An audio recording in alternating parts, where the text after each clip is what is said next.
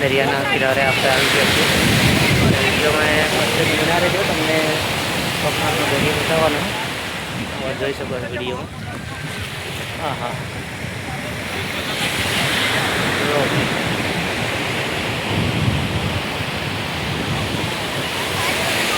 ફોટા પેલા નાલ દે કે આવી રાખે.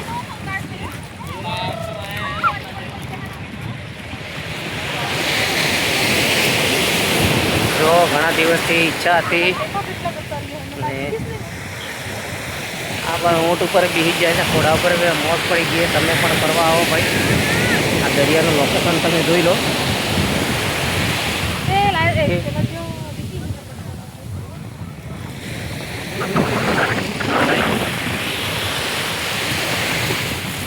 હવે જલ્દી આવશે જા તો